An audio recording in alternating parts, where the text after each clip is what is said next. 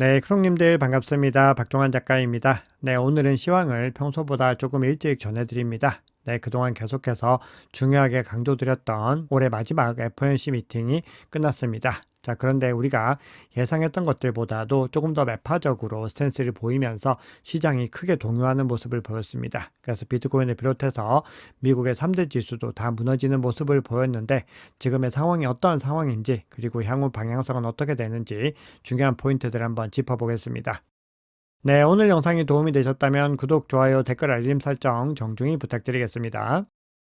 네, 그러면 오늘 있었던 FOMC 미팅 결과 하나씩 한번 점검을 해보겠습니다. 자, 먼저 12월에는 금리를 25bp 인하할 것이다 라는 전망이 지배적이었는데 역시나 예상대로 금리를 25bp 인하를 했습니다. 자, 그럼에도 시장은 3대 지수도 굉장히 많이 하락으로 마감을 했습니다. 이게 중간에 찍은 거고 장 마감 이후에 캡처한 것이 아니기 때문에 실제로 장 마감 시에는 더 많이 하락했을 수도 있는데요. 이렇게 전체적으로 자산 시장이 압박을 받은 이유는 서두에서도 언급을 드렸듯이 FOMC의 기조 자체가 예상보다 더 매파적이었기 때문에 그렇습니다. 자, 전체적으로 매파적인 스탠스를 볼 수 있는 부분들이 점도표를 통해서 확인할 수 있는데요. 자, 지금 보시면은 금리를 내년 동안에 완전히 동결할 것이다라고 하는 입장도 지금 한 개나 있고, 그리고 한 차례 인하할 것이다라는 전망도 3명이나 있습니다. 그리고 전체적으로 기조 자체는 금리를 50bp 인하할 것이다. 즉, 전체적으로 2번 정도 인하할 것이다라는 입장들의 방점이 찍혀 있습니다. 네, 그런데 지난 9월에 빅컷을 단행할 때까지만 해도 내년 금리 인하의 수를 4번 정도로 봤는데 이후에 3번을 예상을 하고 있었는데 이게 지금 2번까지 떨어지면서 시장에서는 생각했던 것보다 금리 인하 속도가 더 둔화될 수 있겠다. 이런 두려움들이 나오게 되면서 시장에서 많은 실망 매물들이 나오고 있습니다. 네, 그러면 파월의 기자회견에서 핵심적인 부분들을 종합적으로 한번 정리를 해드릴 텐데 기본적으로 지금 나타나는 매파적인 스탠스를 보여주는 명목상의 이유는 인플레이션이 아직까지 완전히 잡히지 않았다라는 부분입니다. 그래서 헤드라인 PC로 봤을 때는 내년에 오히려 더 상승할 수 있다. 이런 전망들을 내고 있습니다. 그럼에도 코어 PC는 잡아나갈 수 있다라는 부분들이 이 문서에 드러나고 있는데요. 전체적으로 파월이 했던 발언들 중에서 핵심들만 좀 살펴보면은 가장 기본적으로는 원론적인 입장들을 좀 이야기를 하고 있습니다. 그러니까 이 금리에 대한 부분들이 현재 정해진 부분들은 아니고 이 금리나 속도를 경제 그리고 노동 관련된 부분들과 인플레이션 추이를 살펴보면서 계속해서 추이를 지켜보겠다. 이렇게 얘기를 합니다. 그런데 시장에서 좀 예민하게 반응한 부분은 아마 이 두 번째가 아닐까 싶은데요. 지금 금리 자체가 중립금리에 가까워졌다라고 이야기를 합니다. 그 얘기는 금리 인하 폭이 상당히 낮을 수 있다라는 의미이기 때문에 시장에서는 이 부분을 갖다가 민감하게 반응을 했습니다. 그런데 또 중요한 부분이 트럼프의 관세 정책으로 인해서 인플레이션이 다시 유발될 가능성이 있기 때문에 이런 부분에 대해서 논의하고 있다 이렇게 이야기를 합니다. 즉 원론적인 어떤 스탠스를 가져가게 됐을 때는 뭔가 금리 인하를 갖다가 속도를 또 줄일 수 있다 이렇게도 해석을 할 수가 있겠습니다. 네, 그리고 인플레이션이 연준의 목표치인 2%, 즉 코어 PC 2%의 지속 가능한 수준으로 움직이지 않을 경우에는 정책을 또 다시 조절할 수 있다라고 하면서 이 기간이 1년에서 2년이 소요될 수 있다 이렇게 언급을 합니다. 자, 비트코인과 관련해서도 기자회견에서 질문이 있었습니다. 비트코인을 전략적인 자산으로 비축하는 것에 대해서 어떻게 보느냐라고 얘기를 했는데 굉장히 좀 부정적인 스탠스를 또 보였습니다. 비트코인을 보유하는 것이 현재 시점에서는 허용되지 않는다. 즉 연준은 보유 가능한 자산에 대해서 현재 법률 변경을 추진하지 않고 있기 때문에 이 어떤 전체적인 결정들은 의회의 몫이다라고 얘기를 하면서 아직까지는 비축 자산으로서 도입이 준비되지 않았다. 이런 스탠스를 보였습니다. 그래서 전반적으로 봤을 때 암호화폐 시장에는 부정적인 스탠스로 보여줄 수가 있습니다. 네, 그런데 미국 금리 발표 이후에도 지금 중요한 일정이 또 남아 있습니다. 네, 이 일정도 오늘 진행이 되는데요. 오늘 12시에 일본의 금리 결정이 예정되어 있습니다. 그리고 15시 반에는 이 기자회견도 예정되어 있기 때문에 이 결과들이 어떻게 나올지도 한번 지켜보셔야 됩니다. 지금 시장에서는 동결을 예측을 하고 있습니다. 그게 왜 그러냐 하면은 지난번에 예고 없이 갑자기 금리를 인상을 했을 때 엄청나게 큰 파급 효과가 있었습니다. 시장이 블랙먼데이에 빠지면서 글로벌 경제 자체를 갖다가 침체에 빠뜨렸기 때문에 이번에도 일본은행이 그렇게 했다가는 미국에게 굉장히 강력한 응징을 당할 수도 있습니다. 그래서 이번에는 금리 인상에 대한 예고 없이 갑자기 금리 인상을 하지 않을 가능성이 높은데 현재까지 금리 인상에 대해서 일본은행이 시그널을 주지 않고 있기 때문에 시장에서는 동결할 것이다. 이렇게 보고 있기 때문에 동결이 또 나오게 됐을 때는 시장이 또 더 반등할 수 있는 여지가 남아 있습니다. 네, 전체적으로 이번 FOMC 미팅에 대해서 좀 길게 말씀을 드려봤는데요. 자, 그럼 이번에는 전체적으로 온체인 지표상으로 사이클의 흐름 한번 살펴보겠습니다. 자, 우리가 결국 중요한 것은 단기적으로는 FOMC 미팅에 의해서 영향을 받을 수 있지만 그럼에도 내년을 기점으로 한 여러 가지 어떤 상황들이 굉장히 긍정적이다라고 말씀을 드렸습니다. 그렇기 때문에 우리가 단기적인 조정에도 불구하고 시장이 계속 갈 수 있느냐 그 부분들을 주목을 해야 되는데 오늘 온체인 지표는 그 관점을 중심으로 한번 살펴보겠습니다.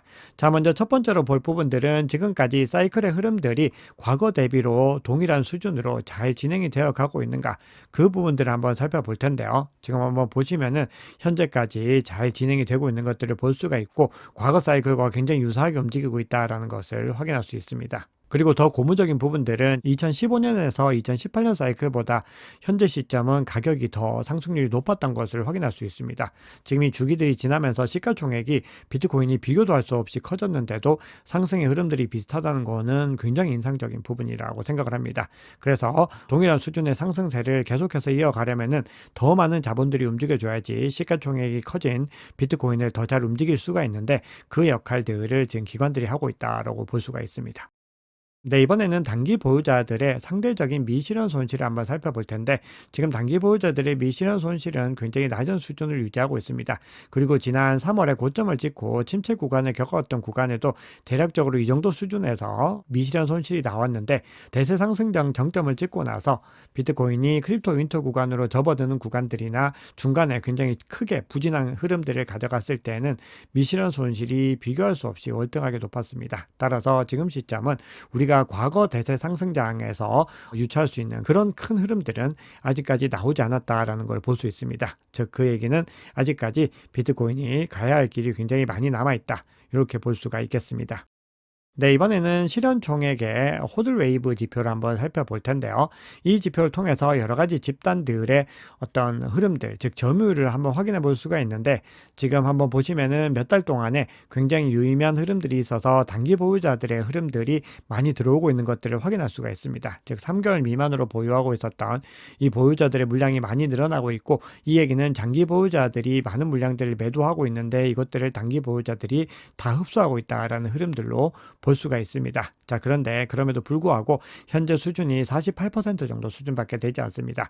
과거 대세 상승장 정점에서는 거의 74%에서 85% 수준으로 이 수준보다 최소 30에서 40% 정도는 더 높았다는 걸 볼 수가 있기 때문에 우리는 아직까지 가야 될 길이 멀다는 것을 여러 지표들을 통해서 재차 확인할 수 있습니다. 자, 추가적으로 두 가지 정도만 더 지표 살펴보겠습니다. 네, 6개월에서 12개월 동안 보유한 보유자들의 흐름을 보는 것이 중요합니다. 이 보유자들은 장기 보유자 중에서도 그 기간이 짧은 장기 보유자들이기 때문에 시장의 변동성에 대한 부분들과 큰 흐름에 대한 어떤 중립적인 구간에서 굉장히 중요한 역할을 할 수 있는 집단이다라고 볼 수가 있습니다. 그런데 이 집단들의 SOPR 지표를 한번 보시면은 대략적으로 이 구간에 위치를 하고 있는데 대세 상승장 정점에서는 훨씬 더 높은 수준을 가리키는 것을 볼 수가 있죠.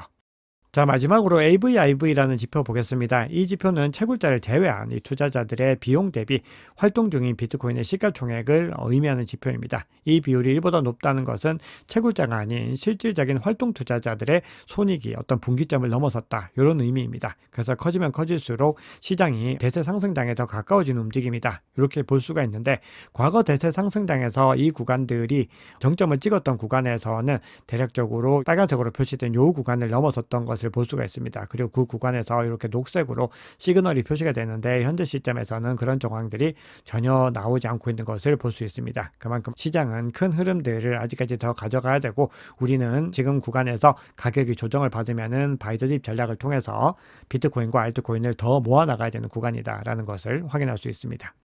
네, 이번에는 알트코인 시즌 인덱스 살펴보겠습니다. 네, 알트코인 시즌 인덱스가 61로 집계가 되고 있습니다. 어제 65에서 줄어든 모습입니다. 그만큼 지금 가격이 전체적으로 조정을 받을 때 비트코인의 가격 방어력이 알트코인보다 더 높다라는 것을 확인할 수 있습니다. 네, 그러면 시장의 중요한 이슈 몇 가지 정도만 살펴보겠습니다. 지금 시장에서 굉장히 큰 영향력을 미치는 아서 헤이즈가 하고 있는 얘기들 몇 가지 정도 살펴보겠습니다. 네, 지금 트럼프가 당선이 되면서 시장에서는 굉장히 불리시한 전망들을 가져가고 있지만 아서 헤이즈는 오히려 반대 얘기를 하고 있습니다. 트럼프 때문에 하락 가능하다 이렇게 이야기를 하면서 비트코인을 전략적인 자산으로 비축하는 것에 대해서 회의적이다 이런 입장을 밝혔다고 합니다. 그러면서 그 근거로 들고 있는 것이 트럼프가 정책 변화를 실행할 수 있는 시간이 최대 1년 정도에 불과하고 2026년부터는 중간선거를 앞두고 대부분의 의원들이 선거운동에 집중하기 때문에 우리가 내년 안에 뭔가 승부를 보지 못했을 경우에는 중장기적으로 오히려 좋지 못한 영향을 가져갈 수 있다. 이렇게 얘기를 합니다. 그러면서 국내외 구조적인 문제를 해결하려면 몇 년이 소요가 되는데 트럼프가 재집권했을 때 암호화폐는 그 우선순위가 아닐 것이다. 이렇게 주장을 하고 있습니다. 네, 그런데 같은 날 나온 또 다른 기사를 살펴보면은 아서 헤이즈가 오히려 트럼프 2.0에 대해서 옹호하는 듯한 또 뉘앙스를 펼치는 기사도 있습니다. 트럼프 정책이 암호화폐에 긍정적인 영향을 미칠 것이다 라고 주장을 하면서 트럼프의 경제정책이 새로운 통화 질서를 촉진할 것이고 비트코인이 그 중심에서 주요 자산으로 자리 잡을 것 같다. 또 이렇게 얘기한 기사들도 있습니다. 그렇기 때문에 우리가 그 기사들을 볼 때는 늘 이 기사를 그대로 받아들이기보다는 그 속내가 무엇인지를 좀 보셔야 되고 그리고 다른 기사들과 중복적으로 비교를 하시면서 살펴보셔야 됩니다. 자, 그런데 아서 헤이즈와 관련해서 또 하나 정도만 더 살펴보면요. 트럼프가 취임하는 날 전후로 해서 암호화폐 시장에 폭락이 예상된다. 또 이렇게 이야기를 하고 있습니다. 그러면서 그 근거로 들고 있는 것이 트럼프 당선인이 고관세 정책을 펼치면서 강력한 미국을 반복해서 강조하고 있는 부분들이 결국은 부정적인 영향을 미칠 수 있다. 이렇게 주장을 하고 있습니다. 네, 그런데 바네크에서는 트럼프가 의회 동의 없이도 비트코인을 전략적으로 비축이 가능하다. 이렇게 이야기를 하고 있습니다. 그러면서 내년에는 전체적으로 미국의 전반적인 어떤 주에서도 그런 흐름들이 나타나서 펜실베니아, 플로리다, 텍사스 같은 몇몇 주에서 자체적으로 비트코인을 비축해서 전략적인 자산으로 가져갈 수 있다. 또 이렇게 이야기를 하고 있습니다. 네, CBD 지표 한번 살펴보겠습니다. 네, 지금 CBD 지표를 캡처한 시점 기준에서 또 변화가 일어날 수 있기 때문에 영상이 또 공유되는 시점에서 변화의 조짐들이 있으면은 제가 자막을 통해서 또 말씀을 드리겠습니다. 네, 지금 전체적으로 CBD 지표 파이어 차트에서 110K에서 여전히 가장 강력한 수준의 매도벽이 설치되어 있고 매수벽 같은 경우는 일시적으로 뚫린 상황입니다. 자, 그리고 95K에서 역시나 뚜렷하게 매수벽이 형성된 것들을 확인할 수 있습니다. 자, 현재 시점에서는 고래들의 움직임을 좀 주목해서 보셔야 되는데요. 자, 우선 갈색 고래는 물량을 소폭 던져냈지만 그 매도의 흐름들이 그렇게 가파르지 않습니다. 그리고 보라색도 비슷한 수준으로의 움직임을 가져갔는데 나머지 고래들은 그동안에 계속해서 물량을 던져내다가 빨간색 고래 같은 경우와 이 녹색 같은 경우 물량들을 오히려 소폭 넣는 움직임들을 보이고 있습니다. 그리고 주황색 개인 투자자 역시도 물량을 넣고 있기 때문에 이 흐름들이 계속해서 이어질지 보셔야 되고 갈색 고래가 지금 이 시점에서 물량을 다시 유의미하게 투입하는지 그 여부들을 지켜보셔야 됩니다. 네, 그런데 시장의 움직임이 촬영하는 시점 기준으로도 제가 계속해서 가격의 추이를 확인하고 있는데요. 어느 정도 바이더디 물량들이 들어오는가 싶다가 다시 매도 물량들이 더 많이 나오고 있는 것을 볼 수 있기 때문에 우리가 시장을 조금 더 신중하게 계속해서 바라보시면서 22평선을 하방 돌파하는지 여부를 살펴보셔야 됩니다. 네, 그러면 비트코인 차트 보겠습니다. 네, 지금 비트코인 가격이 22평선 부근을 터치를 했다가 다시 반등하는 움직임을 보이는데 지금 계속해서 22평선 상단을 유지하는지 여부들을 지켜보셔야 됩니다.